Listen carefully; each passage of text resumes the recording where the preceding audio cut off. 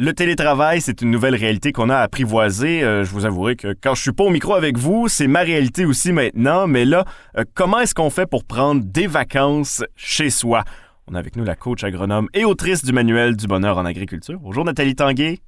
Bonjour Louis-Philippe. La semaine de relâche, ça arrive déjà la semaine prochaine. Hein? C'est dans quelques jours à peine. Alors la question se pose, comment est-ce qu'on fait pour décrocher quand on continue de baigner dans l'endroit où on travaille normalement?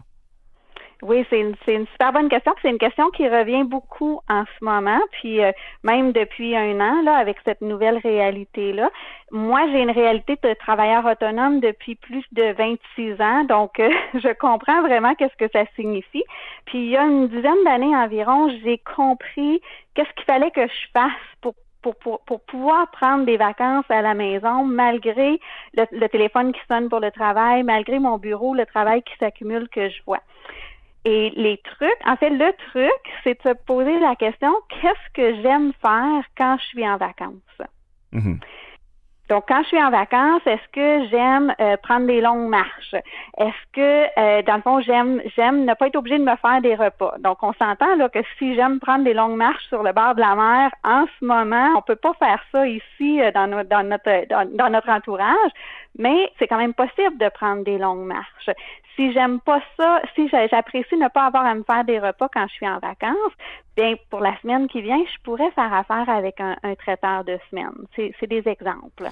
Et il y a aussi l'aspect, et là, c'est un peu l'ancien étudiant qui a eu à vivre en chambre. Je suis certain que beaucoup ont aussi cette réalité-là. Comment est-ce qu'on fait pour lâcher prise? Parce que quand on habite dans l'endroit où on travaille, on regarde à gauche, on regarde à droite, on voit le poste d'ordinateur qu'on utilise pendant la semaine normalement et qu'on doit utiliser pour travailler. C'est difficile de comme déconnecter à ce moment-là. Comment est-ce qu'on fait? Oui, absolument. Et donc ça aussi, ça revient beaucoup. Les gens me disent, moi je leur dis, l'idée c'est de se donner la permission et les gens me disent toujours, mais c'est difficile pour moi de me donner la permission parce que je me sens coupable de pas travailler, de pas faire les choses que je vois qui seraient à faire. Et donc, le vrai problème au bout de la ligne, c'est ce sentiment de culpabilité-là qu'on doit surmonter. Alors, moi, ce que je fais, donc, par exemple, quelqu'un qui dirait, moi, je fais des siestes, je dors beaucoup quand je suis en vacances ou j'aime beaucoup lire, mais j'arrive pas à faire des siestes dans mon environnement de travail. J'arrive pas à lire le jour dans mon environnement de travail parce que je me sens coupable. Alors, la façon en coaching que j'ai trouvé qui fonctionne, qui aide vraiment mes clients, c'est de s'imaginer que le sentiment de culpabilité, c'est comme de la mauvaise herbe. Et cette mauvaise herbe-là, qui est la culpabilité, si je l'arrache, je l'enlève, puis je la remplace pas par autre chose, ça va repousser en mauvaise herbe, ça va se continuer en culpabilité.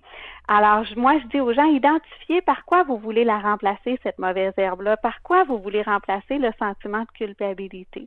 Est-ce que vous voulez le remplacer par un sentiment de fierté, la fierté d'avoir été capable de décrocher, ou un sentiment de paix intérieure, ou le sentiment de vraiment de vous amuser dans toute la situation, ou le sentiment de lâcher prise, comme vous disiez tout à l'heure. Et là, donc, une fois qu'on a identifié par quoi on veut remplacer notre sentiment de culpabilité, j'invite les gens à dire, OK, donc si la culpabilité, c'est votre mauvaise herbe, votre sentiment de fierté, votre sentiment de lâcher prise, ça représente quoi? C'est quoi la plante que ça représente ou le lieu ou l'endroit? Moi, j'ai des gens qui me remplacent ça par un chêne, par un lilas. J'ai vu quelqu'un qui m'a remplacé la mauvaise herbe par un étang. J'ai vu quelqu'un qui m'a remplacé ça par un champ de soya ou même des engrais verts. Donc, qu'est-ce que ça représente, le sentiment positif que vous voulez vivre? Puis quand vous vous sentez en sentiment de culpabilité, rappelez-vous que ce que vous avez à cultiver, plutôt que cultiver la mauvaise herbe, c'est de cultiver votre bonne plante, cultiver votre bon sentiment positif. Et c'est un changement de perception, si je comprends bien, parce qu'on change l'impression de culpabilité par un sentiment de fierté d'avoir réussi à lâcher prise. Donc, c'est vraiment juste une différente prise de vue, si je puis dire. Exactement. Changement de perception, différente prise de vue, un changement d'état d'esprit en se créant un nouvel ancrage. Et on parlait un peu plus tôt des genres d'activités qu'on aime faire, qu'on peut recréer. Est-ce que vous avez un truc pour nous aider à définir ce qu'on a besoin dans une semaine de vacances? Ben, c'est vraiment là de revenir à la question, se poser la question, qu'est-ce que j'aime faire quand je suis en vacances? Puis ensuite, d'être créatif pour l'adapter. Par exemple, j'ai une cliente qui me disait, ben elle, c'est vraiment d'explorer, d'aller dans des nouveaux pays, explorer des nouvelles cultures et tout ça. En ce moment, ben c'est assez difficile avec le confinement qu'on est encore en train de vivre. Mais ne serait-ce que de se dire, ben je vais commander des conférences sur les grands explorateurs pour explorer des nouveaux pays de cette façon-là. C'est sûr que c'est pas l'équivalent que d'être dans ce milieu réel-là. Par contre, on sait qu'en psychologie positive que de vivre une émotion, ça peut être de se rappeler un voyage qu'on a déjà fait, des photos qu'on regarde aussi, de revivre l'émotion qu'on a déjà vécue, ben ça nous fait vivre les mêmes hormones de bien-être que si on était en train de le vivre en réel. Manger de la nourriture de ces cultures-là, essayer de le cuisiner nous-mêmes ou peu importe, là, aussi. Oui, exactement, c'est un excellent exemple.